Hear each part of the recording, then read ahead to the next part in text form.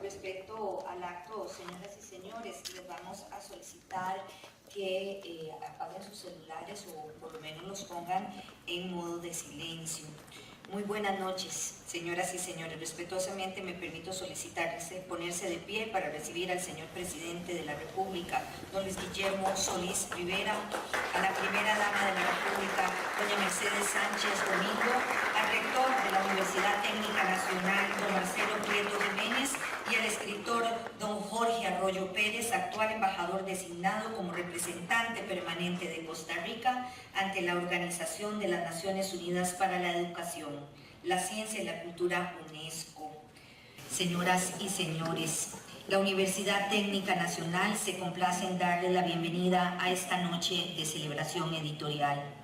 Hoy presentamos y ponemos a disposición del público nuestra más reciente publicación, la obra de teatro Mata-Hari, Sentencia para una Aurora, del autor costarricense Jorge Arroyo Pérez, reconocido dramaturgo. Es un tomo que marca una impronta histórica en las publicaciones del país, pues por primera vez se imprime en Costa Rica un libro teatral en 3 idiomas. El libro que aquí nos convoca contiene el original del texto en español, así como la traducción al inglés realizada por Roberto Celedón Sotillo y la versión al portugués hecha por Edmundo de Novaes. Nuestra casa de estudios, especialmente comprometida con el apoyo a la cultura, se enorgullece de contar con este tomo dentro de nuestras publicaciones, producto de un esfuerzo conjunto entre autores y la institución. Para ampliarnos al respecto, atenderemos a continuación las palabras del señor José Matarrita Sánchez, presidente del Consejo Editorial de la Universidad Técnica Nacional. Buenas noches, señor Presidente de la República, don Luis Guillermo Solís, señora Primera Dama de la República, doña Mercedes Peñas Domingo, señora Ministra de Educación Pública, doña Sonia Marta Mora, señora Ministra de Cultura y Juventud, doña Elizabeth Fonseca, señor Viceministro de Cultura y Juventud, don Luis Carlos Amador, excelentísimo señor Embajador de México, don Fernando Baeza, excelentísimo señor Embajador designado en Paraguay, Eric Román, señor Alcalde de Alajuela, don Roberto Thompson,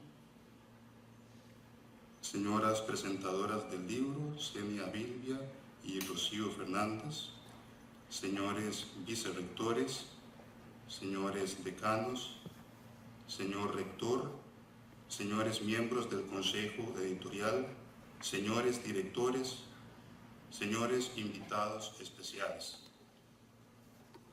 La Universidad Técnica Nacional, o lo que es lo mismo, la primera universidad estatal costarricense, fundada en el siglo XXI, por medio de su editorial, se honra en presentar a la comunidad nacional e internacional la insigne obra Mata-Hari, Sentencia para una Aurora, del prestigioso autor costarricense Jorge Arroyo. Dinamizados por este acto de tanta relevancia cultural, me permito comunicarles con palabra sumaria algunos aspectos sobresalientes que marcan nuestro itinerario como Consejo Editorial Universitario, creado 2 años atrás por disposición del señor Rector de la UTN para asignarle la tarea de establecer lineamientos generales para la labor editorial universitaria. En el Consejo Editorial tenemos claro, en esta ruta de permanentes procesos mayéuticos, que las publicaciones universitarias son esenciales para el cumplimiento de los fines de la docencia, la investigación y la difusión de la cultura propios de la universidad, por lo que nos hemos propuesto la noble misión de editar libros de carácter científico y cultural para toda la comunidad. Consideramos que el prestigio del sello editorial universitario se sustenta en la excelencia del contenido académico de las obras que lo ostentan, en la calidad editorial y la amplia difusión de sus títulos y autores. Y en este sentido, y de modo sobresaliente, una publicación como la que hoy ofrecemos cumple a cabalidad con la misión de transmitir la cultura universal y vincular el quehacer universitario con la sociedad costarricense y con su entorno nacional e internacional.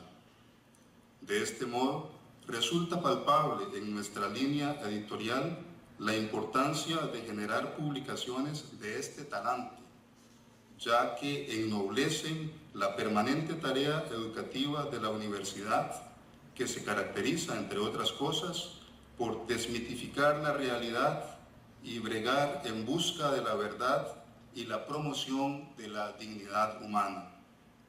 En definitiva, somos conscientes de la misión insoslayable de difundir una cultura de la vida, y en esa tarea los buenos libros son aliados estratégicos. Sin embargo, sabemos que todos los libros pueden dividirse en dos clases: libros del momento y libros de todo momento. Por tanto, es un gran honor dejar a disposición de todos ustedes esta excelsa edición trilingüe, que de modo consustancial es un libro de todo momento. Muchas gracias.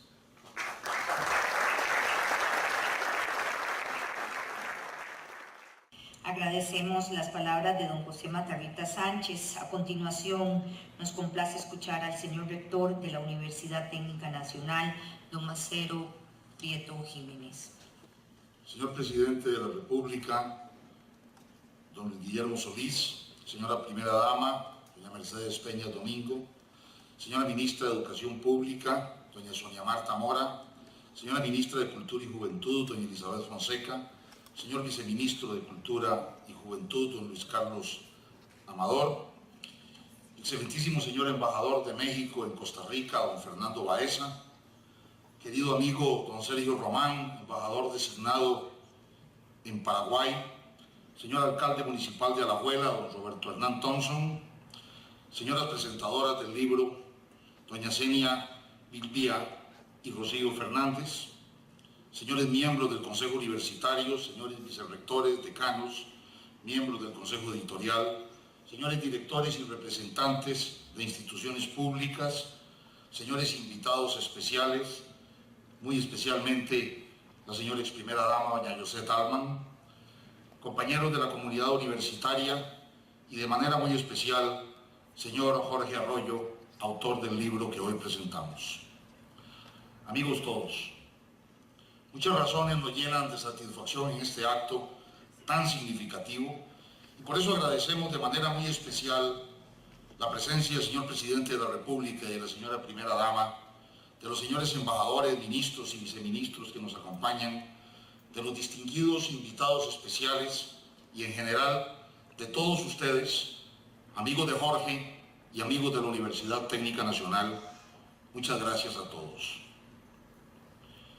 El acto de hoy es especialmente significativo, decía, porque presentamos a ustedes y a la sociedad costarricense en general un libro extraordinario, una obra dramática que recrea, reinterpreta y reenfoca un acontecimiento ocurrido durante la Primera Guerra Mundial, pero que de simple anécdota alcanzó desde hace muchas décadas dimensiones legendarias.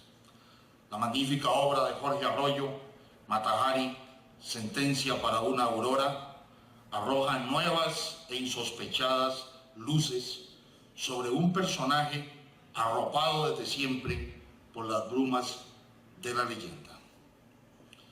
Pero además, este acto es especial para nosotros porque por primera vez en la corta historia de nuestra joven editorial tenemos el gusto de presentar una obra publicada en 3 idiomas.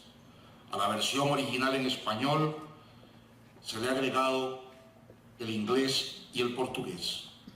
Es nuestra primera experiencia editorial con un libro trilingüe, en este caso una obra de teatro, y es muy satisfactorio que se trate de este magnífico libro del escritor alajuelense Jorge Arroyo. Y este es nuestro tercer motivo de regocijo. Se trata de la obra de uno de los hijos predilectos de Alajuela, Jorge Arroyo Pérez, un alajuelense universal, si podemos utilizar esa expresión, que a lo largo de su fructífera carrera le ha dado a la cultura, a la literatura y a la dramaturgia costarricense obras extraordinarias. Bástenos recordar esa magnífica obra teatral que recoge en su título una de las frases imperecederas del himno del soldado Juan, la tea fulgurante. Muchas gracias, Jorge, por confiar en nosotros. ¿Por qué una universidad como la nuestra, concentrada en cumplir su misión de dar atención a las necesidades de formación técnica que requiere el país en todos los niveles de educación superior, según lo dispone su ley de creación, su ley orgánica, publica en su recién creada editorial una obra de teatro? ¿Por qué una institución educativa dedicada con atención especial a los temas científicos, tecnológicos, técnicos, productivos, a la gestión empresarial y laboral, incorpora en su producción editorial, además de los manuales técnicos, las unidades de estudio y los libros estrictamente académicos que le son naturalmente propios, una obra dramática? ¿Por qué? Por la misma razón que exhibimos con vigoroso orgullo en la pared externa de este auditorio un mural extraordinario de un pintor también extraordinario, el granadino David González López, Zafra, en una obra que conmemora no un descubrimiento científico, ni un desarrollo tecnológico importante, sino nada más y nada menos que la declaratoria del arte y la cultura flamencos como patrimonio de la humanidad por parte de la UNESCO. ¿Por qué?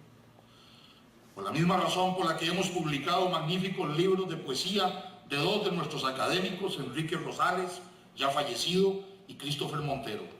Y por la misma razón que nos aprestamos a publicar, a editar un volumen sobre la obra plástica de otro alajuelense universal, el escultor Edgar Zúñiga. Por la misma razón por la que hemos publicado un libro sobre los carpinteros y ebanistas de Costa Rica del historiador Francisco Rojas, o las remembranzas de Ernesto Alfaro sobre el barrio alajuelense de Plaza Iglesias. Y nos preparamos para sacar a la luz en abril 3 destacadas publicaciones sobre la figura emérita del presidente Juan Rafael Mora Porras. ¿Por qué desarrollamos esta línea editorial complementaria de la estrictamente técnica y académica?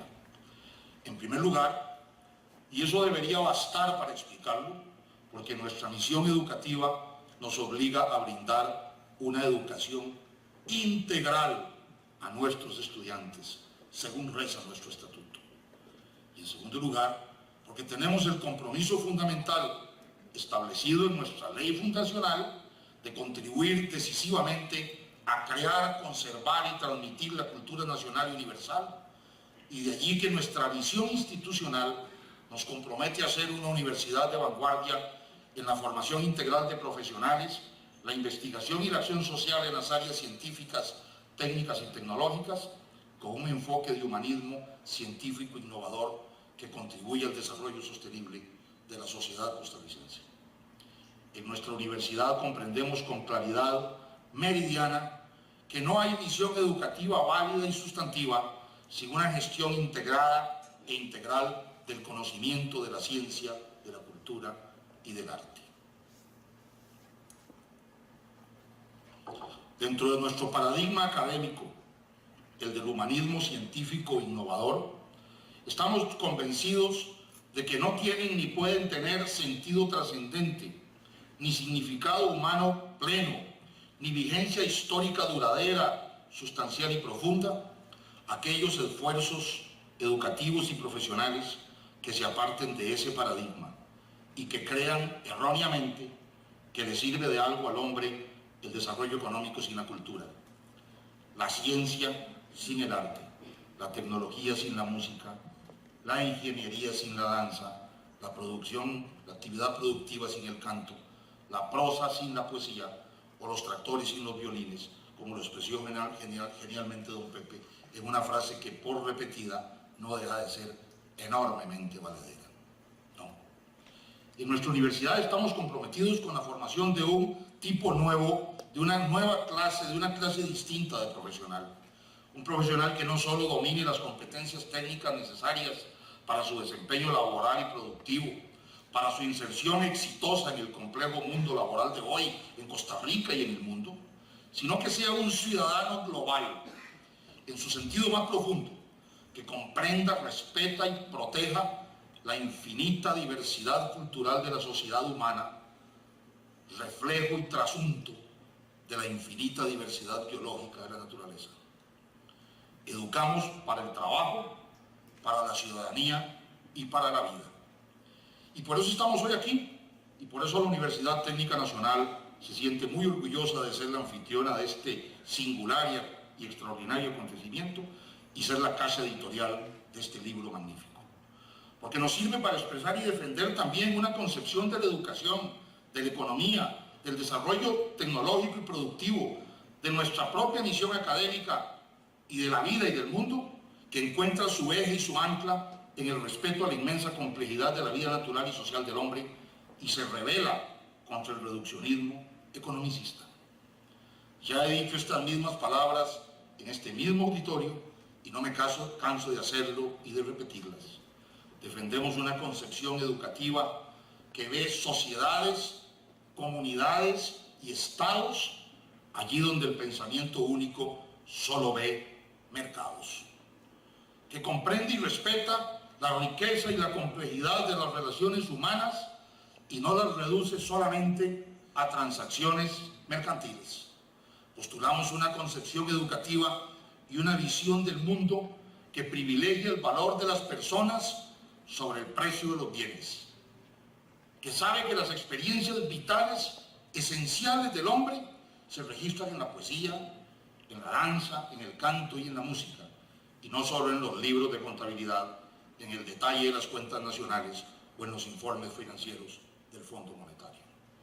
Una concepción educativa, social y cultural, y también política a fin de cuentas, que ve personas y no solamente clientes, que coloca primero al trabajo y solo después al capital, que coloca primero el ser, el hacer, el saber y el amar, y después el tener, el vender, el comprar y el cobrar, que entiende que la especie humana se desarrolla en la cooperación y no solo en la competitividad, y que la competencia en la vida social y en la vida natural solo es posible y visible porque es una excepcional burbuja que brota en medio de un océano de colaboración, de simbiosis, de cooperación y de solidaridad. Afirmamos que todos los días y siempre es necesario romper la dictadura intelectual de los símbolos y de las palabras que se nos han querido imponer desde el paradigma economicista, y hoy estamos cumpliendo este propósito en este acto tan importante para nosotros. Por eso nos regocijamos con este acontecimiento de hoy. Por eso felicitamos al Consejo Editorial y a la editorial de la Universidad Técnica Nacional por este gran acierto. Por eso agradecemos la presencia de todos ustedes.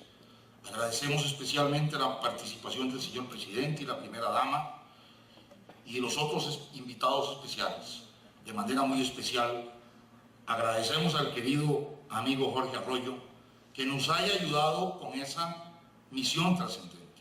Con la publicación de su libro extraordinario, nos ha ayudado a cumplir esa misión de la universidad, de nuestra universidad, la más joven de las universidades públicas de Costa Rica y además la primera universidad costarricense del siglo XXI. Porque en este siglo nacimos y en este siglo está afincada nuestra identidad institucional e histórica. Muchas gracias a todos por acompañarnos y a Jorge por darnos el privilegio de publicar su libro. Muchas gracias.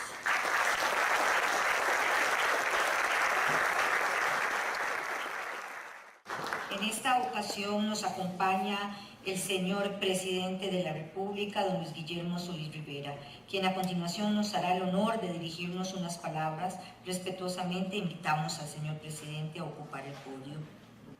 Muy buenas noches a todas y todos. Señor Jorge Arroyo Pérez, autor del libro y distinguida familia, querido amigo, embajador designado de Costa Rica ante la UNESCO. Señor Marcelo Prieto Jiménez, rector de la Universidad Técnica San Nacional y señora esposa. Señor Roberto Celedón Sotillo, traductor de la obra, querida Mercedes. Señora Josette Alman, primera dama de la República. señora ministra de Educación Pública, doña Sonia Marta Mora Escalante, señora ministra de Cultura y Juventud, doña Elizabeth Fonseca, excelentísimos señores embajadores y jefes de misión acreditados ante el Gobierno de la República, señores embajadores de Costa Rica, señor viceministro, distinguidas y distinguidos invitados especiales, amigas y amigos. Los historiadores de la Escuela de los Anales hablan del final del siglo XIX y el principio del siglo XX como fases de un mismo periodo. De hecho, muchos sostienen, criterio que yo comparto, que el siglo XIX no termina sino hasta finales de la Primera Guerra Mundial, cuando se completan los procesos de transformación nacional y se producen los rompimientos que en algún momento empezamos a vislumbrar en Europa a partir de la última fase de la Revolución Industrial. Es un momento ciertamente de gran colapso de la civilización europea. Es el momento también de grandes cambios paradigmáticos en lo que toca a las ideologías. Vemos el surgimiento, por un lado, en la América de México y su revolución agraria, y por otro lado, de la revolución bolchevique, precedida por los estertores de un imperialismo que se sostendrá hasta décadas después, pero que empieza sin duda a mostrar ya los efectos de los vacíos humanos que aquella destructiva ideología colonial y el racismo que imperó en tantas regiones del mundo produjo.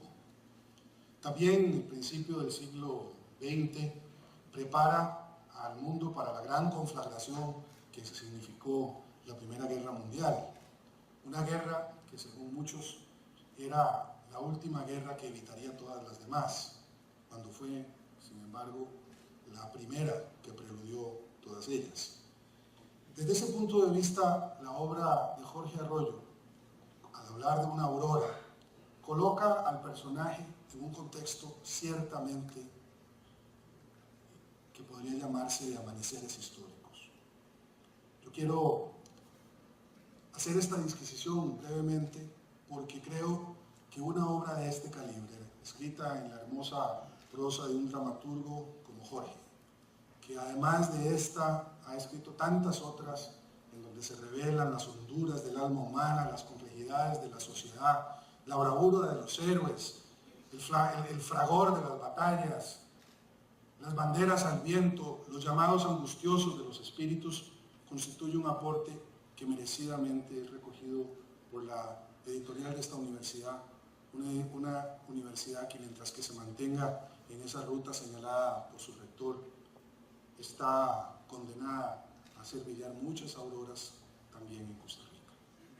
Quiero felicitar a la universidad por haber recogido la obra de Jorge Arroyo Pérez, alajuelense, insigne, hombre de alma diáfana y próximamente digno representante de nuestro país en la UNESCO, porque esa obra representa, creo, una de las dimensiones del espíritu humano que indudablemente nos distingue de los espíritus de otros seres vivos, y es esa capacidad enorme para la perversidad que nos caracteriza, pero también paralelamente esa gran condición de amor que en el mismo espíritu humano que se pervierte encuentra la redención de este.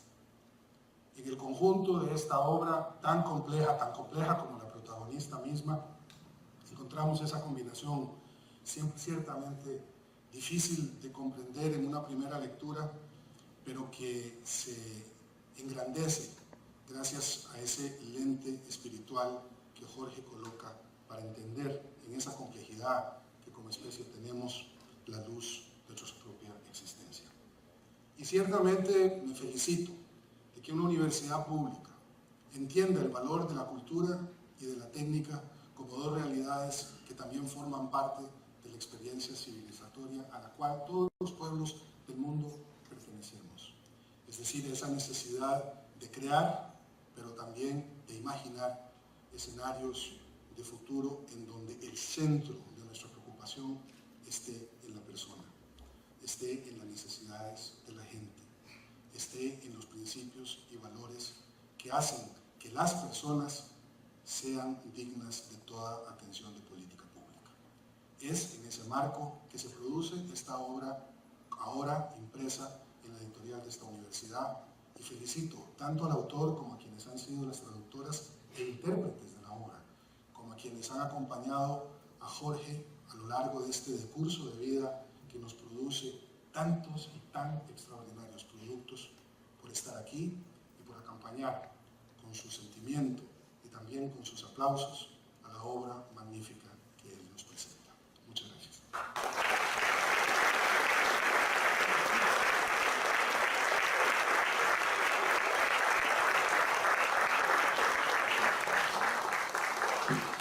Agradecemos sinceramente al señor presidente de la República, don Luis Guillermo Solís Rivera, por sus palabras en esta noche.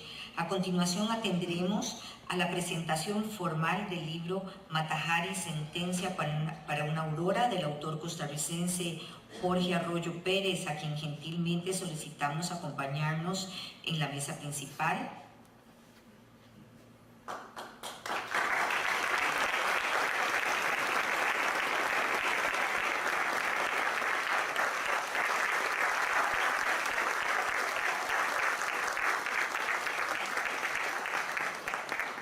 Para aproximarnos a la obra, escucharemos a las distinguidas panelistas de la noche. Son ellas la señora Seña Biblia y la señora Rocío Fernández Salazar, a quienes invitamos a pasar al escenario.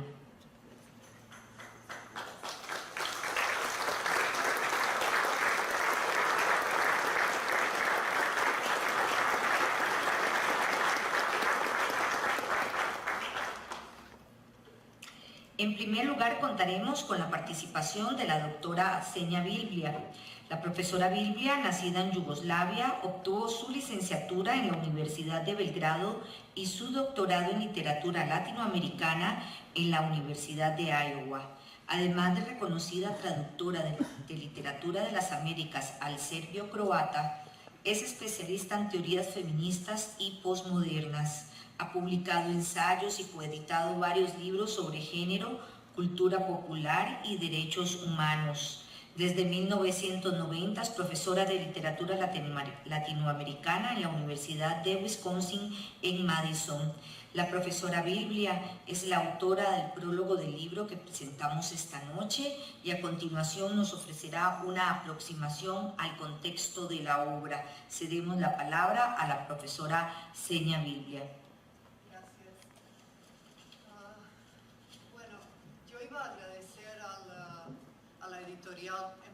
Iba a empezar con un agradecimiento a la editorial por haber publicado la obra, pero después de lo que ha dicho el presidente tan elocuentemente, yo jamás podría decirlo mejor, así que reitero lo que ya se ha dicho. Pero mis agradecimientos van especialmente a Jorge Arroyo por escribir la obra y por inspirar el ensayo que he escrito. Y gracias por incluirme en el proyecto. Mata-Hari, un modelo para armar. En el drama Mata-Hari, Sentencia para una Aurora, Jorge Arroyo articula una reflexión sobre un delito y un juicio, un supuesto crimen y su castigo. Le otorga el yo narrativo y la voz a un personaje histórico, una mujer a quien la justicia estatal silenció con una sentencia de muerte y una violenta ejecución. Cada actriz que pronuncia el monólogo de Mata-Hari en cualquiera de los idiomas aquí reproducidos, español, inglés o portugués, hace un acto de presencia dándole cuerpo y voz a una mujer que unas 8 décadas después de su fusilamiento, el 15 de octubre de 1917, ha sido absuelta por la historia de la supuesta alta traición. Sin embargo, en el imaginario cultural colectivo sigue representando la traición y encarnando el arquetipo de mujer dedicada en cuerpo y alma al espionaje. Jorge Arroyo pone en escena el cuerpo del delito llamado Mata-Hari y lo proyecta en el mercado cultural global, dejando que el público se pronuncie sobre la verdadera naturaleza de su crimen, mientras alimenta una duda en el espectador. ¿No será que nunca hubo delito alguno y que se trató más bien de una transgresión de las normas sociales de la época. La radicalidad con la que Jorge Arroyo está viviendo, pensando su condición de escritor, cuestionando las dicotomías conceptuales y sociales, y sobre todo el rigor con el que ha dialogado con el público, tanto nacional como internacional, a través de su obra, lo sitúa en una posición idónea para armar el modelo de la enigmática Mata Hari. Con su drama, Jorge Arroyo invoca el escenario histórico de la Gran Guerra y el espectáculo de la lucha por el poder político, económico y cultural que marcó la aurora del siglo XX europeo. Arroyo arma su historia alrededor de la imagen de un personaje histórico cuyo protagonismo ha quedado envuelto en más de 7 velos de misterio y los va retirando uno por uno en un lento striptease que acaba por desnudar no tanto a la protagonista de la historia como a las autoridades francesas que la condenaron en una maniobra de marketing político. Arroyo no legitima la narración oficial de la historia, sino que la expone cuestionándola. Con el striptease de su protagonista, se va despojando a la vez de los hábitos artificiales creados por la ideología patriarcal. De esta manera, la historia de Mata Hari se convierte literalmente en un pretexto, un texto que precede al drama Mata Hari, Sentencia para una aurora, y lo condiciona, pero también le sirve de pretexto o excusa para rearmar las piezas y reorganizarlas, dándoles la oportunidad de narrar otra historia, esta vez desde las coordenadas culturales de su contemporaneidad. Y no solo le da la palabra y la voz a Margarita Gertruda Zelle MacLeod, de 1876 a 1917, sino que también le proporciona el auditorio, noche tras noche, lengua tras lengua, función tras función. En 1917, tanto el Estado francés como la sociedad de la época dictaron su sentencia de culpabilidad sobre Mata Hari, pero Jorge Arroyo no deja que el asunto quede cerrado y con su obra reabre el caso para que la sociedad vuelva a oír la voz de la acusada y pueda pronunciarse. ¿Creará su aurora otras coaliciones esta vez? ¿Seguirá conservando su capacidad para seducir? ¿Será rescatado o reconstruido el personaje de Mata Hari en términos históricos? El dramaturgo costarricense explora su legado histórico y cultural y nos propone una nueva lectura en la que los conceptos de corrupción y perversión serán revestidos en profundidad. Mata Hari ha adquirido el estatus del prototipo de la espía. Era una femme fatale dotada de notable belleza y sensualidad. Era bailarina de danzas exóticas orientales. Una mujer que ejercía el control a través de su atractivo y su sex appeal irresistibles. Estos atributos se barajan de diferentes maneras y se arman según los deseos y necesidades y constancias de cada intérprete. En este sentido, es un modelo para armar. El libro que el lector tiene en sus manos es asimismo una muestra de lo que se puede armar con el modelo. Es además una llamada, sino un reto a los lectores, traductores, directores de teatro, actrices, al público general y a todos los que contribuyen a la opinión pública y la cultura del siglo XXI. El monólogo de Mata Hari revela al público el personaje de una aventurera, una mujer que se mueve con soltura y elegancia entre diferentes idiomas y culturas, una extranjera, transgresora de la moral convencional que, según algunos historiadores culturales, sedujo con su baile y su persona al público francés, italiano, español, inglés y alemán, hasta el punto que la imagen de su cuerpo llegó a las etiquetas de las botellas de licor y su nombre a cierta marca de cigarrillos. Bailó en los escenarios del Olympia de París y la Scala de Milán, entre muchos otros. Mata Hari, que se nos muestra en la pieza teatral de Arroyo, no es la espía que causó la muerte de 50.000 soldados franceses, sino una mujer que era madre, que padeció un matrimonio infeliz, que luego tuvo un sinnúmero de amantes, pero sobre todo como una mujer amante de la vida. Mediante un relato retrospectivo en primera persona, Jorge Arroyo reconstruye los detalles de la vida de una Margarita Gertruda Zeller que no era ni autónoma ni autosuficiente y que más bien necesitaba la mirada y adoración del otro, pero que a la vez tenía una imaginación extraordinaria y sabía cómo crear historias. Era una fabulista por excelencia que sabía presentarse con habilidad como protagonista de sus historias y que disfrutaba del proceso de narrarlas, entregándose completamente a los papeles que sus exóticos guiones trazaban. Basta mencionar que se inventó la identidad de una bailarina oriental de descendencia javanesa y adoptó el nombre Mata Hari, inspirada en los sonidos del malayo y probablemente atraída por el significado que el nombre connotaba, el ojo de la aurora. Pensándolo desde la perspectiva del siglo XXI, una solo puede imaginar que al escogerlo nunca pensó que iba a cumplirse el dictum latino nomen est omen y que unos 12 años después acabaría fusilada justo en el momento de la aurora. Otra conjetura, menos cínica, llevaría a pensar que escogió el nombre que implicaba el pronto amanecer de un nuevo día en el que las mujeres tendrían más libertades en cuanto a sus deseos y sus vidas. Poco a poco, al fracasar su vida matrimonial con el despótico y maltratador militar holandés, se va metiendo en el papel de la valladera sensual adiestrada en las artes orientales de hacer el amor y ejecutarlo a la perfección. Cito: mi madre, gloriosa valladera del templo de Kandaswai, murió a los 14 años, el día de mi nacimiento. Los sacerdotes me adoptaron y me pusieron Mata Hari, que quiere decir pupila de la aurora.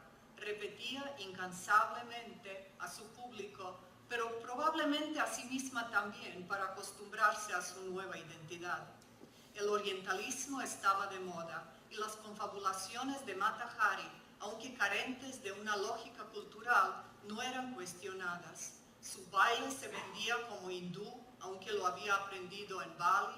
Su madre holandesa ahora resultaba ser la de la India y su padre, en vez de ser un vendedor de sombreros, se transformó en un lord británico. Tampoco sorprendía la incongruencia de su nombre malayo con su identidad y su pasado hindú. Al depender de un guión de su propia creación, Mata Hari se hace imprevisible e inalcanzable para los hombres y ambivalente en su protagonismo, desestabilizando así los fundamentos del poder patriarcal. En la ficción llamada Mata Hari, ella era el sujeto de su propio deseo y con él subvirtió las estructuras imaginarias que los hombres finiseculares tenían de sus objetos del deseo. Era una mujer que derivaba su poder de su capacidad de manipular su propia imagen. El deseo ajeno giraba alrededor de ella, quien a la vez no era nada más, pero tampoco nada menos que producto de su imaginación. Esta distancia entre lo que representaba y lo que era, la misma que se da en la narración de una ficción, seducía a su público. Mata Hari fue condenada por la traición, pero el drama de Jorge Arroyo configura esta traición de una manera distinta, mostrando a través de su discurso que su delito no consistió en traicionar a una nación en particular, sino en no tener una nación. La nacionalidad para esta holandesa por nacimiento era una ficción que dependía de ella y de sus necesidades. Para la subjetividad móvil de Mata Hari, la nacionalidad no era una esencia, sino una representación, incluso una representación teatral. El guión de Jorge Arroyo no deja de subrayar y mantener la necesidad que Mata Hari tenía de ejercer fascinación, atracción y de suscitar la atención de los otros, ya sea ese el soldado guardián del que pide el cigarro solo para sentir el sabor de sus labios, el abogado que la mira con admiración o las monjas que la ayudan a prepararse para el fusilamiento. hace que la conciban como diferente, exótica, lejana y voluptuosa, como un simulacro de sus deseos proyectados. Mata Hari era una mujer que no soportaba la soledad, ni siquiera en la cárcel, y que necesitaba que otros le dirigieran sus deseos para que ella los controlara. Sus bailes sensuales con 7 velos, que en un sentido bastante estricto también eran stripteases, ya que terminaban con las figuras en las que se deshacía de todas las prendas menos de las placas metálicas que le cubrían los senos, eran como metáforas de su vida en la que la realidad y la ficción siempre estaban en un contrapunto, revelando algo de ella y cubriéndolo a la vez.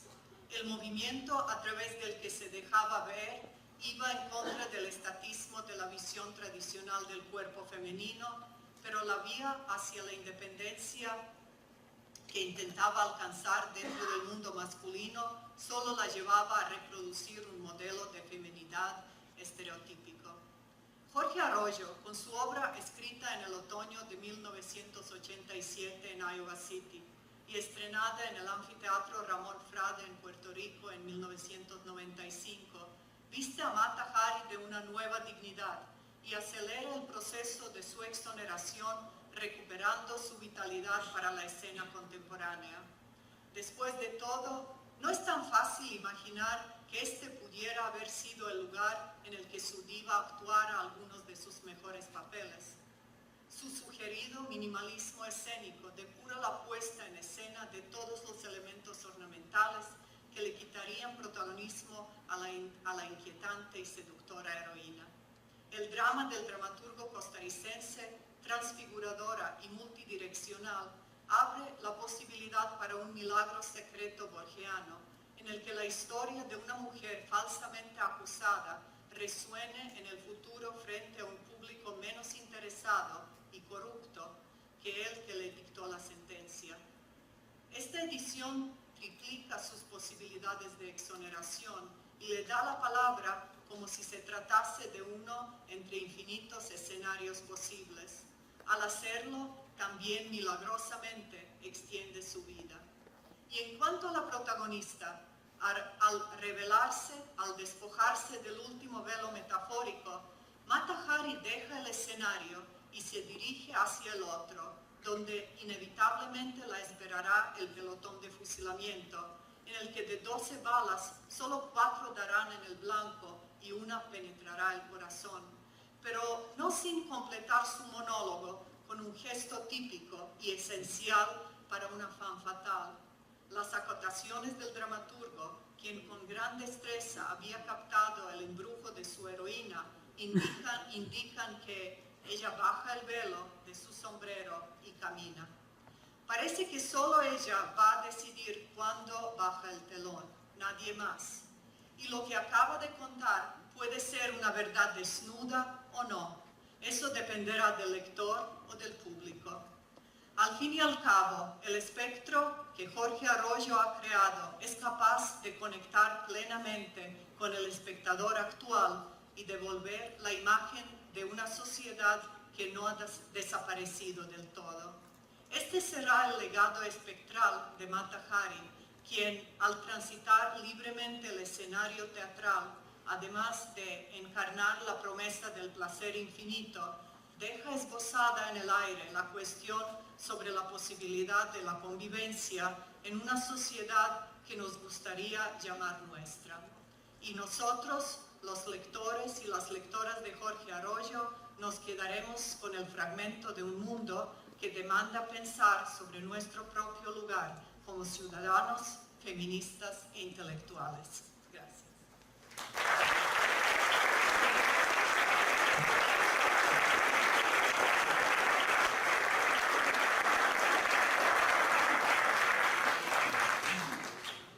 Agradecemos sinceramente la disertación de la profesora Seña Biblia de la Universidad de Wisconsin en Madison, autora del prólogo del libro Sentencia para una aurora, que nos honramos en presentar esta noche. La mencionada obra del dramaturgo costarricense Jorge Arroyo Pérez se ha escenificado en varios países. Brasil ha sido uno de ellos, en donde el montaje realizado por el director Carlos Grallín subió a escena en la ciudad de Belo Horizonte en los años 2001 y 2002 y en la ciudad de Sao Paulo en el año 2003, obteniendo un gran éxito del público y de crítica. La traducción del texto al portugués fue realizada por el poeta Edmundo de Novaes y figura en el tomo que presentamos en esta noche.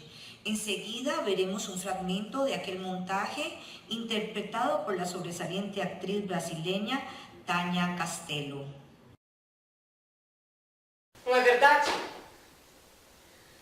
Entanto, eu penso constantemente nos filhos dessa guerra, arrancados da vida para nada, como peixinhos que alguém tira da água para jogá-los por aí, não por fome, não por necessidade de comer.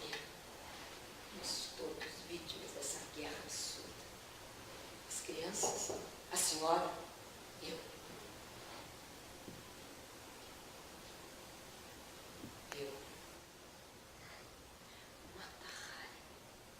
A proposta. A senhora sabe o significado do meu nome? Em malaio, Mata Hari quer dizer o olho da aurora, a porta da manhã, luz que nasce para viver e conhecer tudo, cada coisa. Eu sempre disse que havia recebido meu nome de minha mãe, que era uma princesa javanesa. Mas em momentos como esse, já não vale mais a pena mentir. Sou holandesa. Holandesa. Eu adotei o meu nome quando vivi numa cidadezinha perto de Bali, para onde haviam transferido meu marido. Era um lugarzinho aborrecido, pacato. Por isso, eu inventei danças para os membros da pequena comunidade europeia que vivia ali. À noite, nos finais de semana, eu dançava para eles e me divertia muito. Os membros da nossa comunidade, principalmente os homens, me adoravam. Eles me achavam diferente, exótica. Foi quando transferiram meu marido para uma cidadezinha no meio da selva. Lá, adoeci. Um tifo. Quase me levou à morte. Depois do meu Oriente, a senhora já sabe. Talvez seja por já ter tido tantos encontros com a morte que eu não tenho medo dela.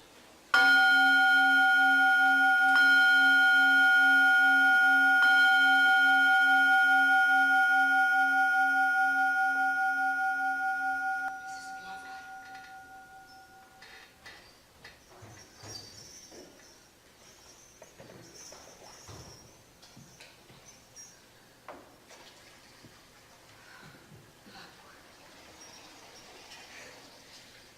Barulho da água.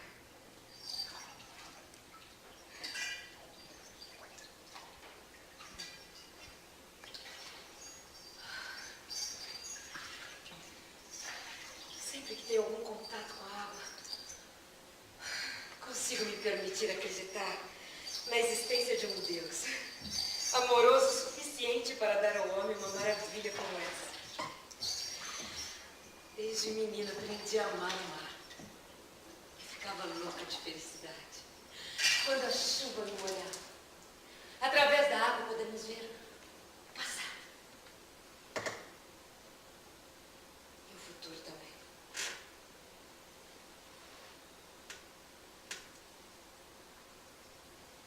Quando a morte se aproxima,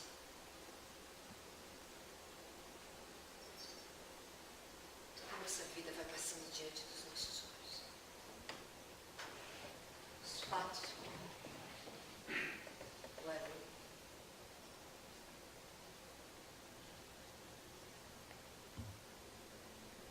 A música.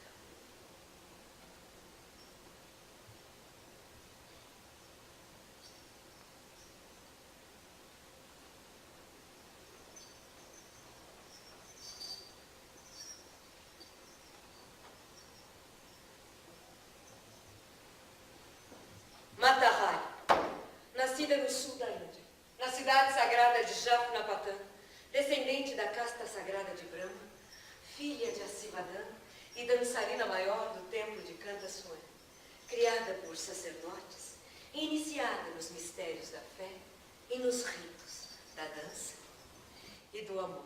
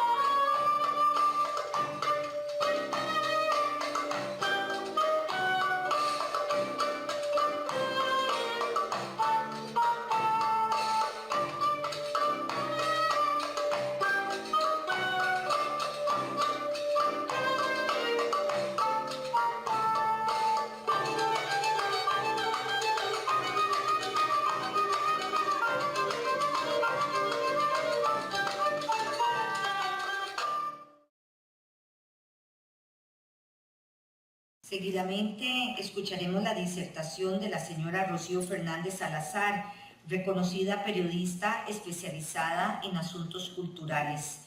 La señora Fernández fue editora del suplemento cultural Áncora y columnista de la revista dominical del periódico La Nación. Ha sido directora del Museo de Arte Costarricense y de la sección de Extensión Cultural de la Universidad de Costa Rica. Ha sido galardonada con el prestigioso Premio Nacional Joaquín García Monge. Actualmente es la directora del Museo Nacional de Costa Rica. Con gusto cedemos la palabra a la señora Rocío Fernández. Muy buenas noches. Gracias, Jorge, por la invitación. En mi caso, me voy a referir a Jorge Arroyo como autor, no tanto a la obra que nos convoca hoy en su publicación. Cuando Jorge Arroyo aparece en la escena cultural en la década de 1980, su carnet literario decía poeta. Se había graduado de teatro en la Universidad de Costa Rica, pero escribía poesía. Como actor debutante, había ganado un premio nacional en 1982, pero los galardones Joven Creación en Poesía 1983 y Premio Una Palabra en Poesía en 1984 lo acreditaban ante la prensa cultural como uno de los posibles relevos de Alfonso Chase y Laureano Albán. Los títulos para Aprisionar Nostalgias y Cuerpo de Mimbre, respaldados por la Editorial Costa Rica y la Universidad Nacional, respectivamente, anunciaban un porvenir lírico promisorio.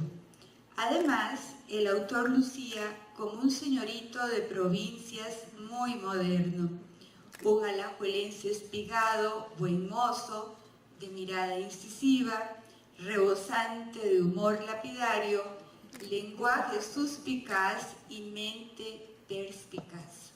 En San José, algunos le decíamos el Oscar Wilde del Parque de los Mangos. Sin embargo, un año más tarde, Jorge cambió su carnet y confirmó su verdadera vocación creativa en el Teatro del Ángel. Su obra, La ánima sola de Chico Muñoz, fue estrenada en agosto de 1985 en Cuestademoras con singular éxito. Discípulo del director de teatro y autor chileno Alejandro Sieveking, en el aula y en el escenario, Jorge oficializó su debut como dramaturgo con una obra costumbrista en la línea que pesos pesados como Alberto Cañas y Samuel Robinsky emprendieron en las comedias Ubieta y Las Fisgonas de Paso Ancho, dos obras de culto nacional. El sainete de Chico Muñoz fue dirigido por Lucho Barahona, quien logró acertadas actuaciones, especialmente la de Flor Vargas, todavía recordada como una inolvidable viejilla chismosa y entrometida. Me refiero, por supuesto, a su papel. En octubre de 1985, el crítico Andrés Sáenz le reconocía a Jorge un marcado talento para el diálogo, la réplica chistosa, la situación cómica y la observación escrupulosa de peculiaridades propias de sus coterráneos.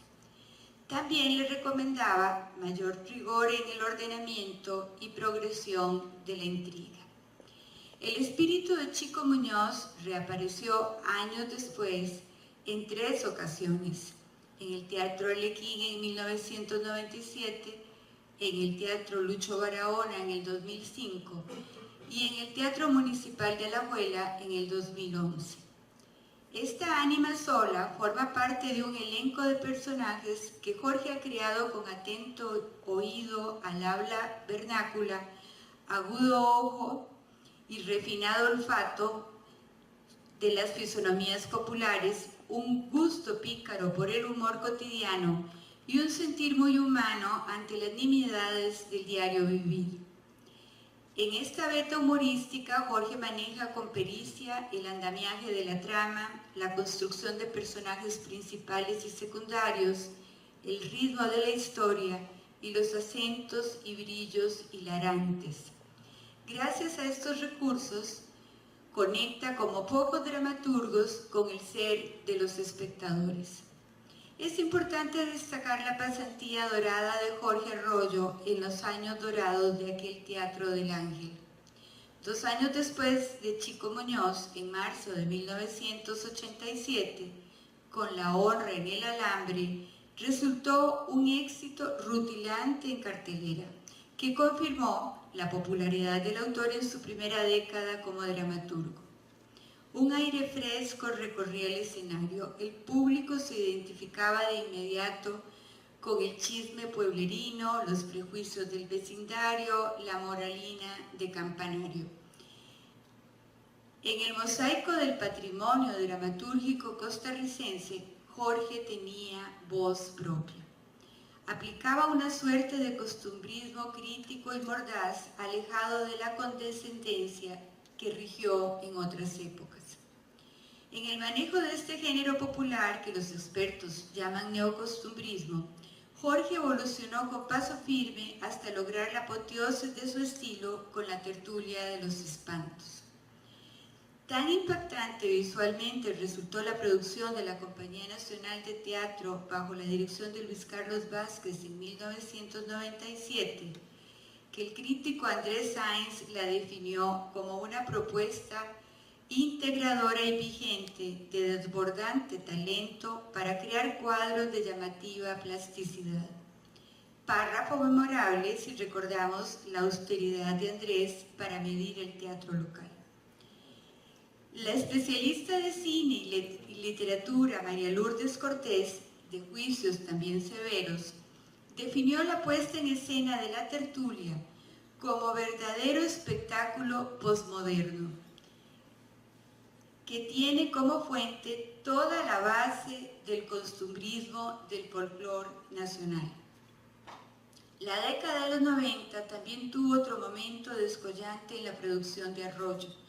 Mata Hari, Sentencia para una autora, puso a prueba el talento del autor para el monólogo dramático, oficio que fue premiado en 1996 con un Aquileo J. Echeverría. La actuación de María Clara Carranza sigue vigente con luz propia en la memoria del público teatral de esos años. Hoy nos congregamos precisamente para celebrar su edición en idioma portugués. Luego vino un cambio de timón en el interés de Jorge por los personajes históricos y la investigación de la historia primigenia de la patria. Las tradiciones y las leyendas populares fueron reemplazadas por los mitos de héroes y antihéroes nacionales. En el nuevo siglo, el autor se focaliza con rigor en el pasado, en entender la historia en diferentes épocas, como un periodista testigo que además no rehúsa valorar. Se obsesiona con algunas personalidades y sus respectivas épocas, atractivas y provocadoras, frágiles y pusilánimes, fuertes y sensatas, para crear un gran mosaico social desde la independencia hasta la Primera República. Todavía está a tiempo de acercarse más al presente. Obras como La batalla de Rivas, La patria primera, Hombres de fecunda labor, La tea fulgurante, Juan Santamaría o Las iras de un dios, y Figueroa, notario de la patria inédita, están diseñadas con un interés divulgativo y didáctico. A Jorge le interesan los momentos cruciales que viven los personajes que elige, sus dudas y pensamientos, sus fantasmas y atavismos, para darle sustento a las acciones que los han hecho famosos y en parte han definido el curso de nuestra historia local. Y para revivirlos elige significaciones masivas y espectaculares, monólogos didácticos y recorridos teatralizados. En los diferentes formatos, el autor crea escenas, cuadros, retablos o murales con gran oficio. Como buen maestro de la palabra, los diálogos son su andamiaje. Además, los personajes tienen la suficiente fuerza y la acertada voluntad de guiarnos por el laberinto del pasado para entender nuestro presente. Se trata del drama como espejo. Su mayor acierto es Figueroa, Premio Nacional de Teatro 2003, estrenada por la Compañía Nacional de Teatro en el 2009. El texto de la obra es extenso y su puesta en escena resulta un complejo reto para la imaginación del director, el escenógrafo y el luminotécnico. Es un Jorge exultante, dispuesto a medirse con otro espíritu libre como es Figueroa, la personalidad más atractiva y provocadora de su tiempo, mediante un espectáculo visualmente inolvidable.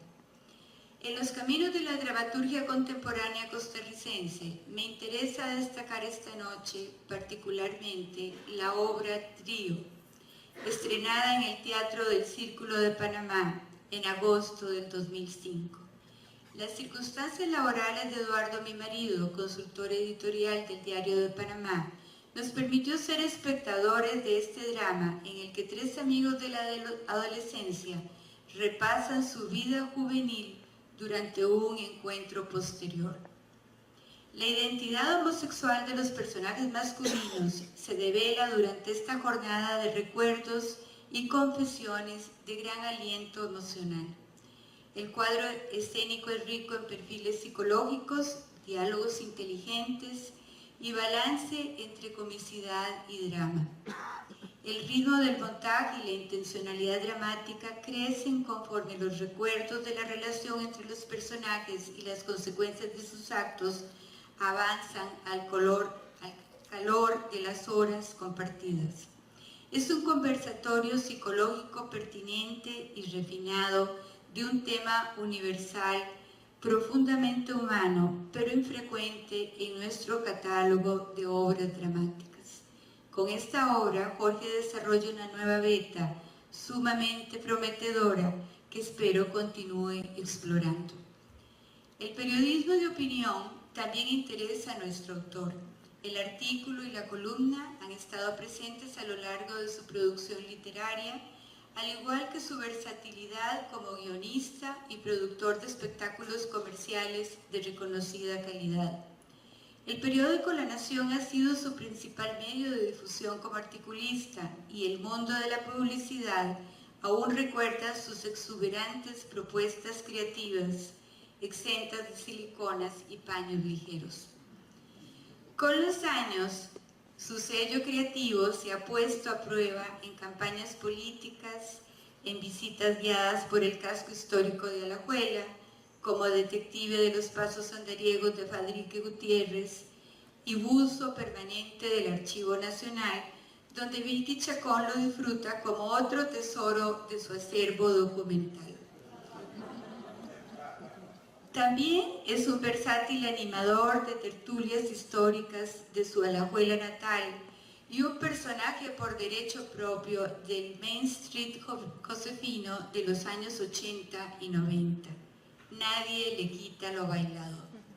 Jorge no ha vuelto a escribir poesía porque él es una rima desenfadada y cantarina que va rauda y veloz a París en el próximo mes de febrero.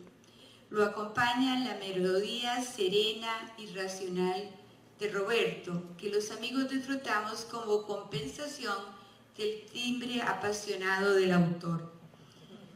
UNESCO, donde todo es representaciones, será un nuevo escenario en el cual Jorge pondrá a prueba su ingenio. Los asistentes de esta sala agradecemos su obra dramatúrgica y aplaudimos su debut diplomático. Esperaremos impacientes durante un cuatrienio su regreso a la literatura nacional a la que pertenece por derecho propio. Gracias.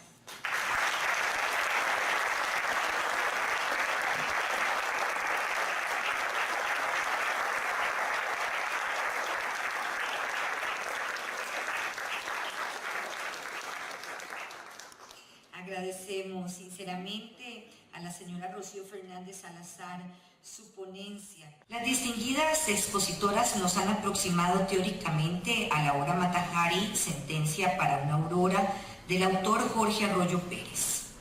Sin embargo, una obra de teatro se completa con su representación escénica. Mata Hari, Sentencia para una aurora, se estrenó en Costa Rica en el Teatro José Joaquín Vargas Calvo del Teatro Nacional el 13 de septiembre de 1996. Por aquel estreno se le concedió a don Jorge Arroyo Pérez el Premio Nacional de Teatro Aquileo J. Echeverría, máximo galardón que el país otorga en el campo específico del teatro. En aquel excelente montaje teatral, el personaje de Mata Hari fue protagonizado por la actriz Ana Clara Carranza, en una magistral actuación por la que a ella le otorgaron el Premio Nacional de Teatro a la mejor actriz de aquel año.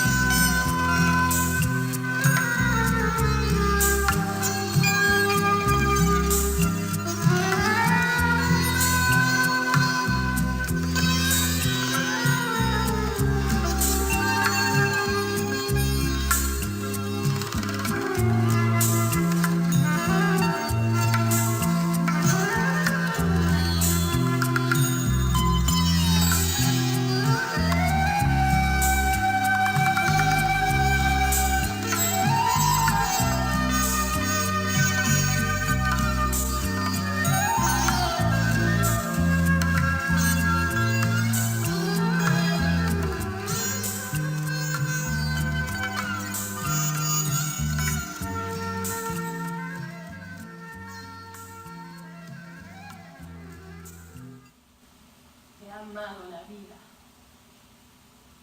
Yo, a quien nunca le encajó la muerte, me veo aguardándola con la conformidad de una oveja que espera en la esquina.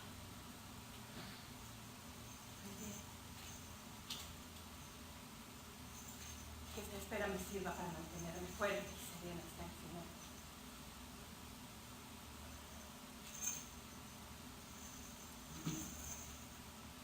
Tocar el último. No permitiré que me aten los ojos. Quiero tocar el último aire que me rodea.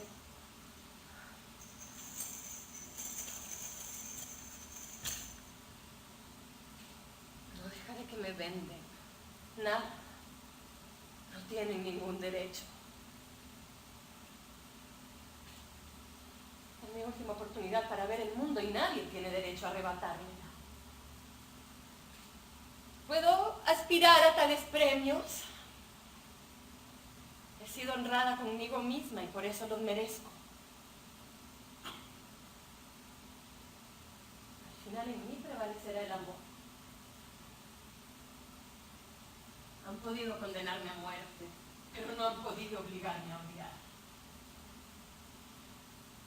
Además, quedarán convencidos de que fusilaron a Mata Hari. Pero jamás sabrán que mataron a dos mujeres al mismo tiempo. A la acusada de espionaje y alta traición. Y a Margarita. A la que su madre llamaba Gersh.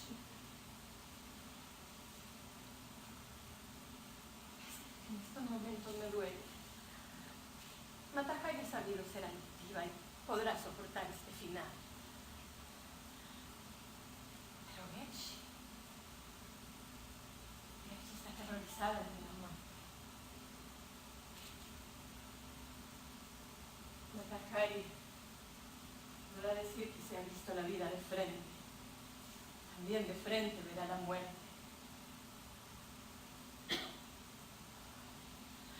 Pero Gersh,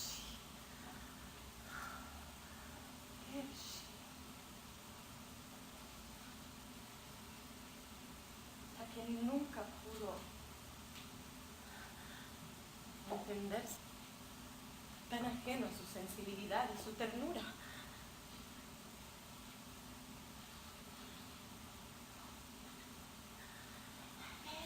De los romances cursis del folletín común. ¿Qué será de ti? De Múnich. Cuando sientas que tu hora llegó. Que ya no hay tiempo para las viejas canciones de infancia.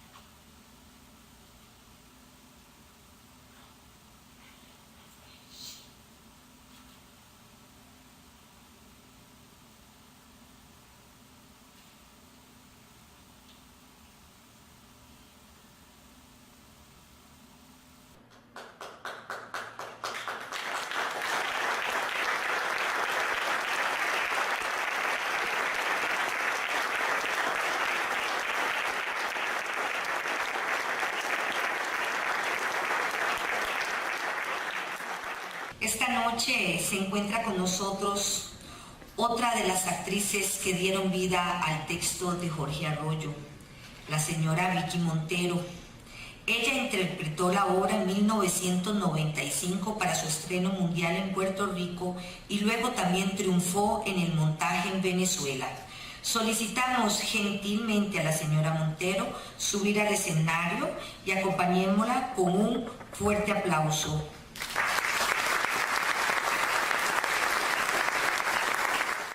Gracias, muchísimas gracias. Muy feliz de estar aquí. Y gracias a Jorge. Se ha hablado de la obra de Mata Hari, se ha hablado de la vida de Jorge. Me tocó un privilegio en el Teatro Costarricense, en la historia del Teatro Costarricense, el estreno mundial de esta gran obra, representar a mi país en el Festival de Monólogos que organizaba la Universidad de Puerto Rico y en el Festival de Oriente, uno de los festivales más emblemáticos de nuestra América Latina. Para poder llegar a ello, en el Teatro Costarricense,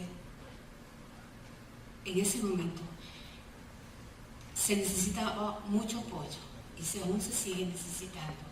Y eso no hubiera sido posible si no hubiese sido por la magistral dirección de una costarricense, Tatiana de la Osa, que ahora reside en El Salvador, egresada de la Universidad Nacional de la Escuela de Arte Escénico. De nuestro músico y compositor Bernal Villegas, quien hizo la música y fue creando a partir del trabajo escénico, a partir de los ensayos. Igual fue con el maestro Jimmy Ortiz, quien logró sacarme lo que mi madre me inculcó a través de los estudios de ballet clásico que tuve la oportunidad de tener en este país. Y Jimmy fue capaz de revivir eso en mí para llevarlo al trabajo escénico, al trabajo corporal, al trabajo de la danza. También a David Vargas, que nos acompaña esta noche aquí, maestro escenógrafo costarricense. Y quiero destacar a dos personas que representan una generación paradigmática en nuestro país. A doña Graciela Moreno, que en ese entonces era la directora del Teatro Nacional, y a Dionisio Echeverría, migrante, de los privilegios que tuvimos en Costa Rica por las migraciones a causa de las dictaduras en América Latina y que fueron nuestros maestros y nuestras maestras en el teatro costarricense. Ella era la directora, Dionisio era el administrador, creyó en nosotros y nosotras Y qué casualidad, fue aquí en Alajuela, en 1995, en medio del Festival de las Artes. Muchos y muchas de ti recordarán lo que significó eso para la Liga. Ahí fue donde me surgió y me presentaron la posibilidad de hacer este trabajo. Esas personas, Dionisio y Graciela, incondicionalmente creyeron en nosotras. Son personas que no se pueden olvidar, que son dignas de respeto eterno por su apoyo incondicional al desarrollo y bien hacer de las artes escénicas. Destaco también la sensibilidad y el atrevimiento de Jorge al tomar esta mujer, Mata Hari, y llevarla al escenario teatral desde la visión de otra mujer, no solo el de la fe fatal que se nos ha vendido a través de los años y la historia. La verdad, para mí, en el momento en que me tocó encarnar ese personaje, esa mujer, solo ella la sabía. Ella se la llevó consigo, y lo que se haya dicho o se diga no será la verdad. Lo cierto es que para su época es una mujer posicionada, como muchas otras mujeres que se expusieron a través de los años y siguen exponiéndose por la paz del mundo. Muchas gracias. Gracias por...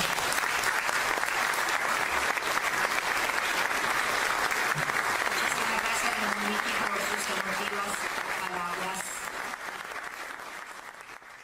Para continuar con el programa de esta noche, solicitamos que suba al escenario el señor José Matarrita Sánchez, presidente del Consejo Editorial de la Universidad Técnica Nacional. La edición de Mata Hari, Sentencia para una Aurora, que hoy presenta la Universidad Técnica Nacional, es un tomo pionero en lo referente a la literatura dramática costarricense, pues por primera vez en nuestro país se publica una obra de teatro en 3 idiomas. Esto ha sido posible gracias a que hemos contado con la versión portuguesa representada en Brasil y con la traducción al inglés realizada por el señor Roberto Celedón Sotillo, a quien pedimos gentilmente nos acompañe en el escenario. El señor José Matarrita hará entrega del libro al señor Roberto Celedón Sotillo.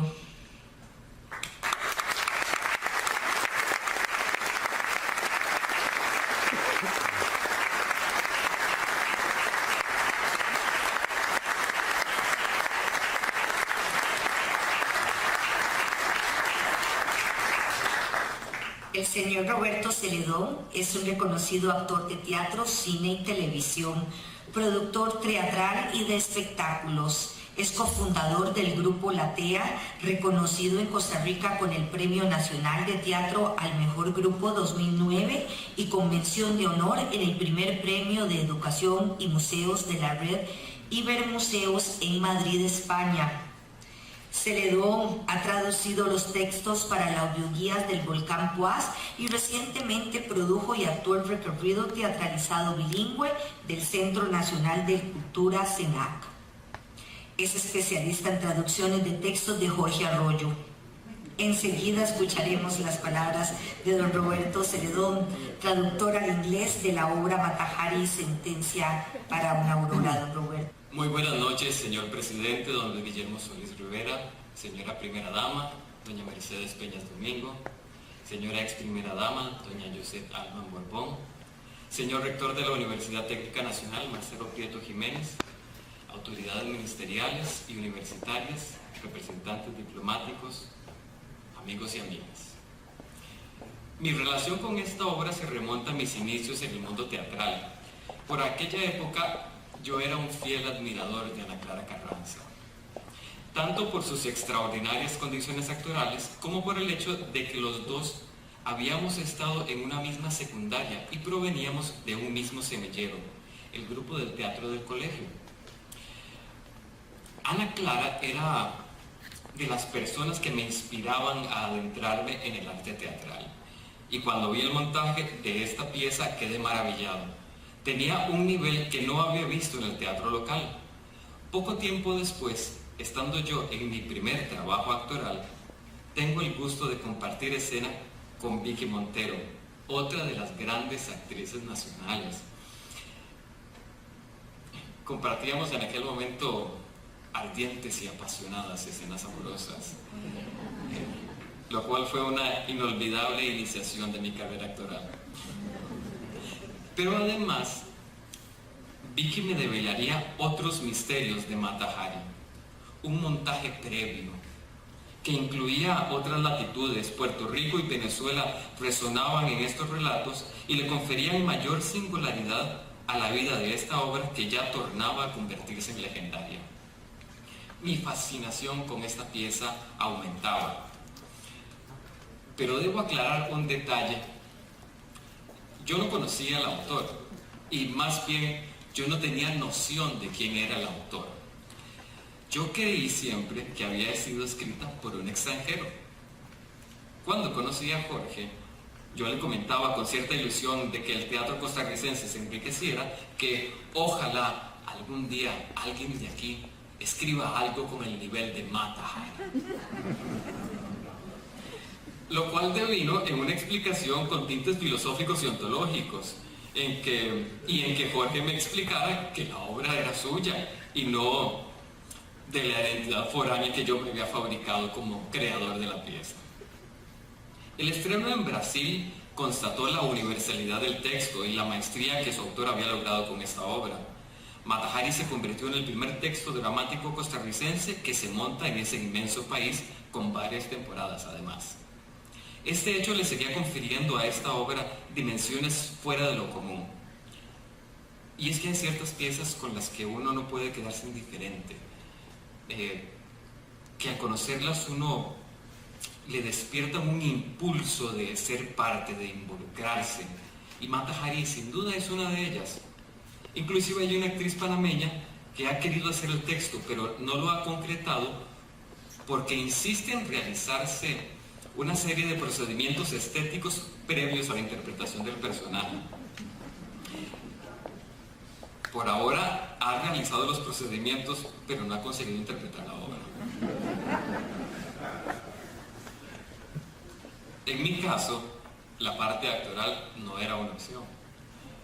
Aunque tengo una querida tía que hoy nos acompaña que me insiste que uno nunca sabe por dónde te va a llevar la carrera actoral, Roberto. Pero bueno, en algún momento Jorge me mostró una versión al inglés que le habían hecho al texto. Acordamos en que yo le hiciera una revisión. Era un texto primario y conforme yo avanzaba, esa versión me desencantó, por lo que más bien decidí empezar de cero y elaborar mi propia traducción. En los textos de Jorge confluyen muchos referentes de cultura general, hay un manejo acertadísimo de elementos teatrales y un uso preciso y enciclopédico del idioma. Mata Hari como texto teatral es modélico, tiene una estructura muy sólida y cada escena va aumentando la tensión dramática para llegar a un final tremendamente impactante. La obra es un drama que Jorge, con gran acierto, enriquece con momentos de enorme ternura, notas de humor, sensualidad y momentos de furia.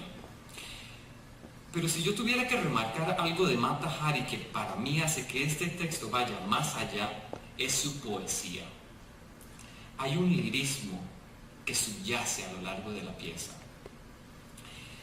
En ciertos momentos, cuando el personaje está hablando a solas, es más notorio que en otros, pero se mantienen las diferentes emociones que se suscitan en la pieza, y como lectores y espectadores, esta poesía nos acompaña, nos conmueve e inclusive nos compele a trascender. Los invito a descubrir en el texto esa poesía subyacente que se vislumbra en la escogencia de ciertas palabras, en el fraseo, en la cadencia y el ritmo, y sin duda en las metáforas que vemos a lo largo de la pieza. Con mi trabajo he querido acercar a lectores angloparlantes a este riquísimo mundo artístico y lingüístico que Jorge nos presenta. Cuando conocí esta pieza, nunca imaginé que en algún momento tendría yo la responsabilidad de su traducción, un oficio que me ha dejado grandes aprendizajes y oportunidades de enriquecimiento al profundizar en textos maravillosos como el que hoy nos convoca.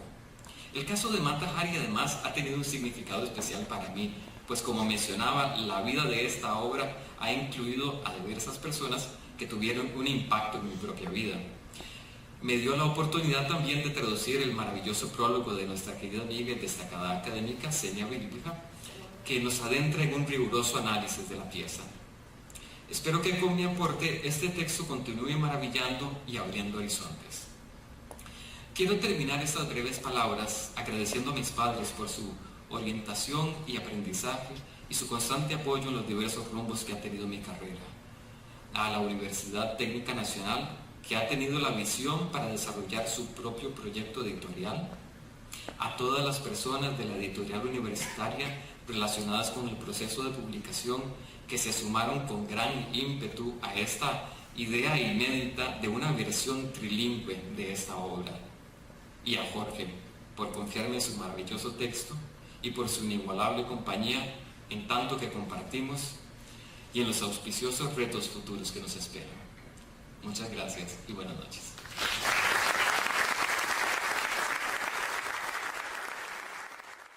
Agradecemos su intervención al señor Roberto Celedón, traductor al inglés de la obra Mata Hari, Sentencia para una Aurora, cuya edición trilingüe se enorgullece en presentar esta noche la Universidad Técnica Nacional. Quienes estamos involucrados en nuestra editorial en los últimos meses hemos recorrido un camino conjunto con el autor de la obra, quien de manera paralela convocó a todos y todas quienes integran esta edición ejemplar. Ha sido un trabajo coordinado, abundante en buenas experiencias, vertidas en un hermoso tomo con profundo contenido del que nos enorgullecemos. Es nuestro centro educativo. Hemos contado con el apoyo permanente del señor rector, don Marcelo Prieto Jiménez, a quien solicitamos subir al escenario para continuar con nuestro programa de esta noche. Para la Universidad Técnica Nacional es un gusto y un honor hacer la entrega formal de la edición trilingüe del libro Mata Hari, Sentencia para una Aurora, al autor de la obra, el dramaturgo costarricense Jorge Arroyo Pérez, a quien solicitamos gentilmente que nos acompañen en el escenario con un fuerte aplauso.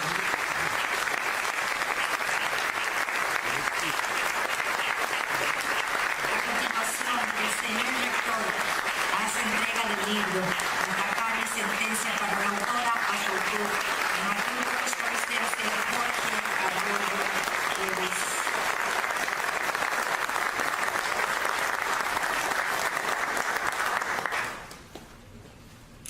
Enseguida, escucharemos las palabras de don Jorge Arroyo Pérez, reconocido escritor costarricense con más de 40 obras de teatro estrenadas, 15 libros publicados, 4 veces laureado con el Premio Nacional de Teatro Aquilia, entre otros galardones, quien actualmente es embajador designado como representante permanente de Costa Rica ante la Organización de las Naciones Unidas para la Educación, la Ciencia y la Cultura, UNESCO, y es el autor de la obra Mata Hari, Sentencia para una Aurora.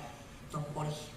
Señor don Luis Guillermo Solís Rivera, presidente de la República, señora doña Mercedes Peñas Domingo, primera dama de la República, señora doña Josette Alman Borbón, ex primera dama de la República, señora doña Sonia Marta Mora, ministra de Educación Pública, señora Elizabeth Fonseca, ministra de Cultura y Juventud, señor don Luis Carlos Amador Brenes, viceministro administrativo del Ministerio de Cultura y Juventud, excelentísimo señor embajador de México don Fernando Baeza Meléndez, excelentísimo señor Eric Román, embajador de Costa Rica en Paraguay, distinguidas señoras directoras de instituciones adscritas al Ministerio de Cultura y Juventud, señor don Roberto Hernán Thompson Chacón, alcalde de Alajuela, señor don Marcelo Prieto Jiménez, rector de la Universidad Técnica Nacional, señores y señoras directores y señores y señoras miembros de los consejos y funcionarios de la Universidad Técnica Nacional, queridos y queridas familiares, estimables amigos y amigas que me acompañan en esta noche. Tuve la fortuna de iniciarme como dramaturgo con obras que constituyeron éxitos que hasta entonces no se habían dado en Costa Rica. A los 19 años escribí esa Ánima sola de Chico Muñoz, que se llevó a escena y el público la hizo suya. Y así ocurrió con las siguientes obras que compuse, como lo explicó doña Rocío Fernández. Sin embargo, desde el comienzo también sobrevinieron fuertes críticas y juicios, no siempre acertados ni bien intencionados, pero bueno, generalmente efectivos para confundirme. Esas voces señalaban que mis estructuras dramáticas eran débiles. Me exigían ajustarme a fórmulas y crear los personajes con esquemas para mí caducos. No me presté a ese lecho de Procusto, y los años, junto con la evolución de la composición teatral contemporánea, parece que me dieron la razón. No obstante, en aquellos días, aquella insidiosa insistencia caló en mí. Para contrarrestarla, decidí hacer una obra según lo que los estándares ortodoxos llaman la pièce bien faite, un modelo convencional de lineamientos estrictos. Era una prueba de fuego, el tour de force que me exigía esfuerzo, destreza y habilidad escritural. Se trataba de componer una obra de equilibrio literario y personal. Eran los años 80, en eso personal tenía dudas estéticas y poéticas. En lo generacional, quería revolucionar el teatro en Costa Rica. Se hablaba de una época de oro, pero me parecía una falacia para imponer modelos de una generación anterior. La nuestra quería hablar de las convulsiones de nuestra región geográfica y crear espacios ideológicos de discusión en un entorno donde, aunque las problemáticas sociales encontraban nichos para manifestarse en proyectos culturales, la guerra generalizaba y la teníamos al lado. Fueron los días en que Costa Rica declaró su neutralidad perpetua y al poco tiempo fue negociante de paz. Cada vez me importaba menos hacer una pieza de corte clásico para quedar bien con los demás. No obstante, cada vez me importaba más escribirla para probarme que podía hacerlo. Y me propuse que desde una patria con la paz atemorizada haría una obra que hablase sobre la guerra, aunque de lo bélico solo conocía sus horrores por referencia y con estupor. Hasta entonces mis textos eran de temática costarricense, muy folclorista, pero yo ansiaba el peligroso y cuestionable salto hacia uno de los prototemas universales.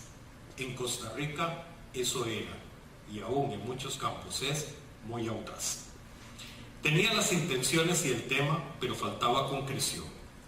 A propósito de una frivolidad que disfruté en Madrid, una idea me revoloteaba, pero no era nada reflexionado.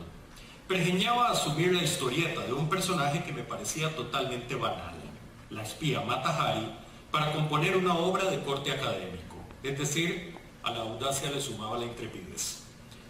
Por aquellos días, la Embajada de los Estados Unidos de Norteamérica me incluyó en el International Writing Program de la Universidad de Iowa, uno de los programas para escritores más prestigiosos del mundo, y allá fui con mis inquietudes.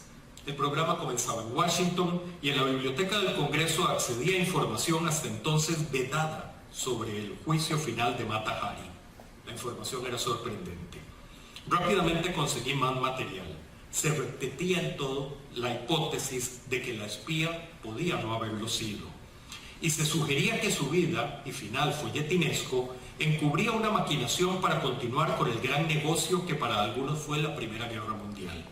Fuera cierto o no, era un sabrosísimo tema para formular una metáfora escénica que denunciase los juegos castrenses y la indefensión humana. Mi fichero aumentó. Con aquel acervo arribé a una ciudad sin distracciones y me instalé en el 8º piso de un edificio horroroso. Para San Benito me comentaron que en mi apartamento antes había estado una suicida, de la que no quise saber más porque bastante tuve con compartir el espacio con un escritor al que lo atacaba constantemente la tristeza, y para aliviarla tenía la desatinada costumbre de escuchar a Ella Fitzgerald en la madrugada. Todo era propicio para redactar una obra al estilo de Beckett, Camus o Sartre. Me sobrepuse. Mucho ayudó gente que conocí en aquel otoño feliz. Entre ellas, la buena amiga Senia Bilbia, que para mi gusto nos acompaña hoy y que para mi descargo puede dar fe de que lo que expongo es cierto. Encerrado en una habitación de esas arquetípicas, con fluorescentes zumbadores, frente a una ventana con vista a un río aburrido y café, sentado ante una enorme y descascarada máquina de escribir alquilada y con teclas sueltas, surgía el borrador de un texto entre las dudas referidas a los dictados del canon o a romperlos. Al final decidí lo segundo y compuse un monólogo, una obra unipersonal que es uno de los géneros más recurridos por el teatro contemporáneo. Escribía mucho en la madrugada, sin atender a los fantasmas propios, ni a los suicidas, ni a Ella Fitzgerald.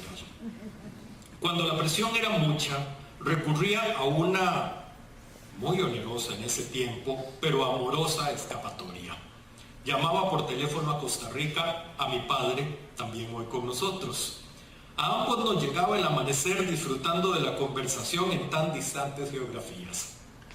Gracias, viejo, a vos y a la memoria de mamá, siempre orientadora, madre y maestra, y a ambos les dedico esta noche.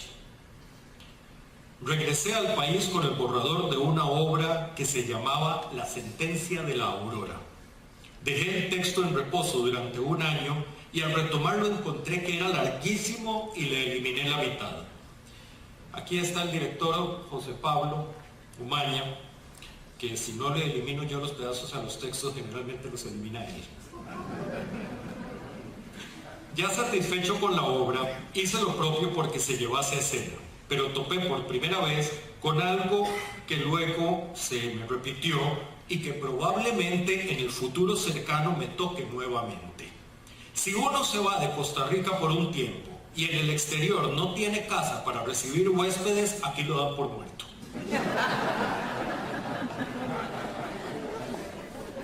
Yo había salido de aquí con los teatros abarrotados con mis obras más celebradas y al volver topé con que a nadie le interesaba ni yo ni mis piezas, y menos con una que rompía con mi propio estilo conocido.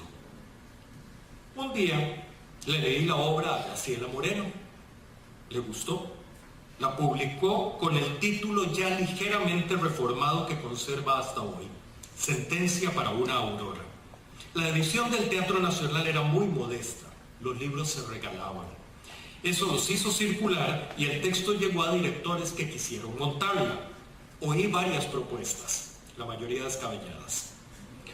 Por entonces, la principal impulsora de la obra era la actriz Aide Deleuve, quien memorizó el texto y escuchando su irrepetible voz lo pulimenté. Pese a todos los esfuerzos, nunca encontramos espacio para interpretar públicamente la obra. De todas maneras, tuve el privilegio de disfrutar su Mata Hari en evolutivas versiones. Para 1995 ya había recobrado espacios escénicos y mis obras retomaron el favor del público. Era ese momento del que hablaba Vicky Montero, que se hacían escenificaciones gigantescas, que también lo nombraba Rocío Fernández, como mi obra La Batalla de Rivas, aquí en el Estadio Alejandro Morera Soto, con la bicoca de 350 actores participantes. Nuevamente salí del país por una larga temporada, por supuesto que apostando al olvido. Sin embargo, viviendo en Londres me llegó la noticia de que Graciela había decidido estrenar la obra con Vicky Montero, que Dionisio Echeverría, de quien habló Vicky Montero ahora, había decidido producirla con el Teatro Nacional y que aquella producción tendría su estreno mundial en Puerto Rico. Yo no la vi. Yo, para que Rocío siga poniéndome apodos, vivía en la Toscana, donde hacía pinitos novelísticos, pero vine para ver el montaje en Venezuela, escenificación que conquistó a la directora brasileña Yara de Novades, quien en un parquecito del Caribe venezolano me juró que ella montaría la pieza. Una nueva etapa de montaje contó con Ana Clara Carranza como protagonista, nos premiaron a ambos y poco tiempo después la obra fue incluida por Patricia Fumero en la antología de la dramaturgia costarricense. En el 2001 Yara cumplió la promesa y produjo la obra en Brasil. La escenificó uno de los prestigiosos grupos brasileños, el Odeon Teatro. La dirigió un genial director, un fan terrible, llamado Carlos Gallin, y la protagonizó Tania Castelo, a quien vimos en el video. Fue un éxito que continuó el año siguiente en Belo Horizonte y en el 2003 se escenificó en Sao Paulo. Y en los siguientes 12 años, mi obra Mata Hari estuvo quietecita hasta ahora. Pero antes de hablar del hoy, y por una condición de forma, brevemente expondré un decálogo actual de mi fe escritural. Parafraseando a Goethe, digo que la literatura es una vocación que acompaña y obsesiona de por vida, pero es una tensión cotidiana. Yo hubiese preferido no ser escritor, por lo incómodo y doloroso que resulta cuando el trabajo ha de asumirse con seriedad.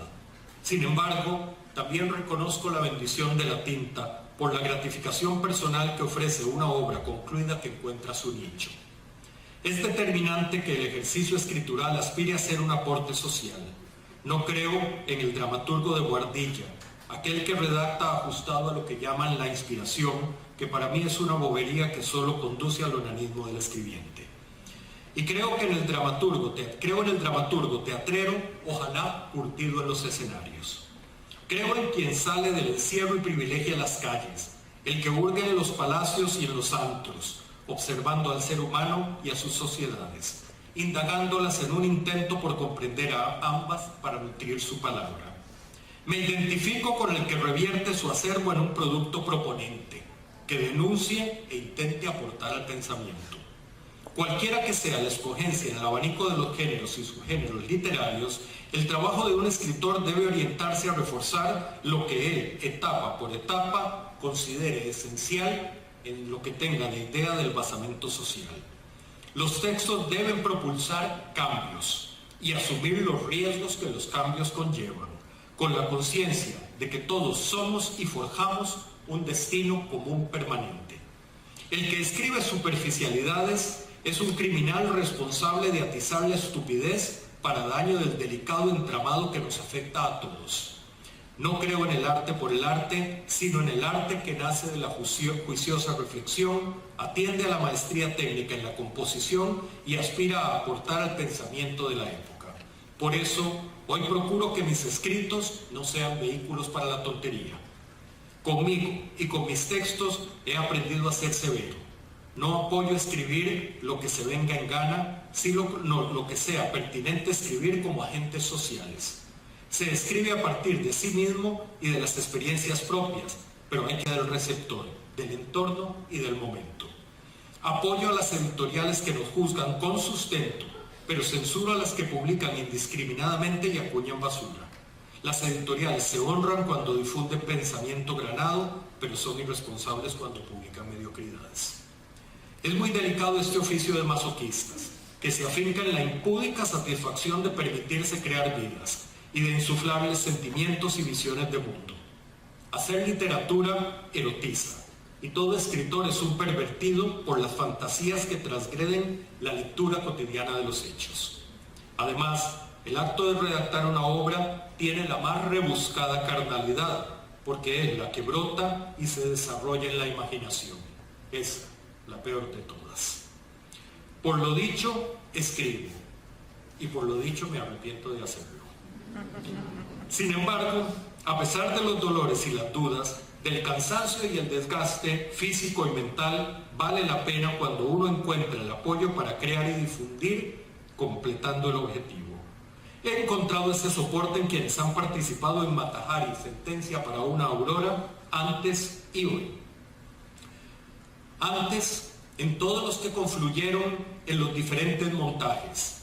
Hoy contamos aquí con el gran escenógrafo David Vargas, que tuvo a su cargo la representación de 1995. He tenido excelentes compositores musicales en general en mis obras y en particular en estas. Y siempre contando con el permanente y solidario apoyo de Roberto Celedón. Como lo saben de sobra quienes nos conocen, siempre me van a faltar palabras para expresar mi agradecimiento a él. Lo importante es que Roberto lo sabe. Esta vez, Roberto asumió la traducción de Sentencia para una Aurora al inglés y sacó la tarea con una versión granada y exquisita. Su escogencia de la terminología es de ajuste perfecto con el trasfondo de cada línea de mi texto y el pulso rítmico denota su conocimiento de las sutilezas idiomáticas y su rigurosidad como traductor. La traducción al portugués es el texto estrenado en Brasil y el idioma portugués tiene una condición musical intrínseca. Y con la traducción de esta obra, eso pudo ir en detrimento de la intención de algunos de los duros parlamentos de denuncia. El poeta Edmundo de Novaes supo sacar bien la tarea y crear una versión redondeada. El resto de los textos en portugués fueron traducidos personalmente por la excelentísima señora embajadora de Brasil, doña María Dulce Silva Barros, amiga apreciadísima, comprometida con esta labor, a quien agradezco sinceramente su apoyo, lamentando que por asunto de salud no está hoy aquí en esta noche que también le pertenece. Por supuesto que mi agradecimiento es enorme con las queridas amigas Rocío Fernández y Senia Bilbia, siempre afectuosas y solidarias en lo personal y cómplices en proyectos comunes. Sus aproximaciones textuales constituyen un honor y un orgullo. Asimismo, vaya mi abrazo una vez más para Vicky Montero y Ana Clara Carranza, porque cuando las vi encarnando el personaje supe que valió la pena escribir la obra. Cada vez que leo un trozo de Mata Hari, me satisface recordar la genialidad interpretativa de ambas. Además, agradezco a Julia Ardón por su exquisita serie de fotografías de la obra, una de las que gentilmente me cedió para ilustrar internamente el libro. Lucidamente, Mata Hari visitó escenarios, pero hasta hoy no había sido impresa en versión lujosa. Este libro sale gracias a la sugerencia de Damaris Morales, que me motivó a presentarle la propuesta al rector de la universidad, don Marcelo Prieto, quien en la primera reunión que tuvimos me dejó ya encaminado para la edición y ha estado atento al desarrollo de la misma.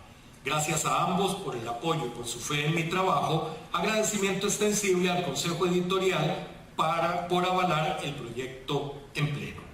Mucho ha sido el trabajo de don José Matarrita para sacar adelante la empresa.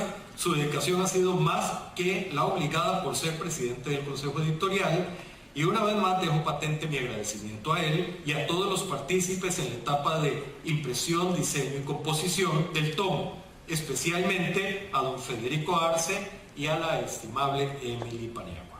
A Federico y a Emily los desestabilicé con mi puntillosa manera de corregir pruebas. Les aseguro que hay otros peores, pero no creo que Balzac venga con pruebas de texto. Este libro ha sido producto de muchas más personas. Así también han participado en la organización de esta noche festiva el equipo técnico de nuestro fiel Toño Rojas, el edecán y las acompañantes y el personal involucrado. Vaya mi agradecimiento especial para Virna Fallas, que ha sido más que la maestra de ceremonias y ha sacado adelante buena parte de la producción del evento. Para concluir, pero no por último, menos sentido, mi agradecimiento para todos los presentes por venir esta noche. Autoridades, colegas, familiares, amigos y amigas, mi agradecimiento sincero y de corazón. En la persona del señor Presidente de la República y en la de su señora esposa, me permito saludar a todos y todas quienes formamos esta hermosa comunidad que somos los y las costarricenses. Y ante ellos, cierro afirmando mi compromiso de que con mi vida y aportando desde la trinchera de mis textos, procuraré honrar a esta patria maravillosa y colaborar con quienes siempre deseen lo mejor para ella y breguen para conseguirlo. Muchas gracias.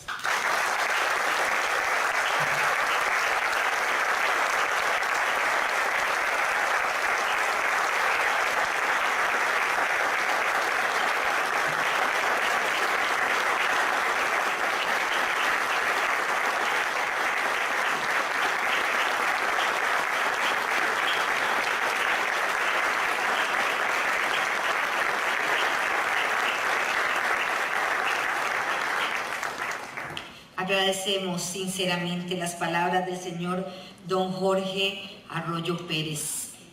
Para culminar este acto, solicitamos respetuosamente al señor Presidente de la República, don Luis Guillermo Solís Rivera, a la señora Primera Dama, doña Mercedes Peñas Domingo, y al señor Rector de la Universidad Técnica Nacional, don Marcelo Prieto Jiménez, acompañar a don Jorge al escenario para documentar esta feliz ocasión con el recuerdo tangible de la fotografía oficial.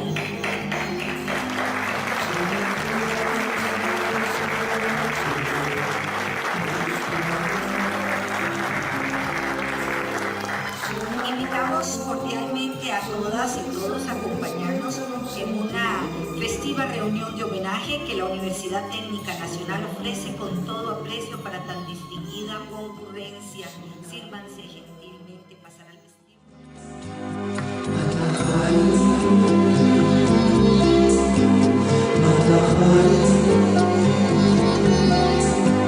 Soy el cielo, soy el alba, soy el ojo de la aurora.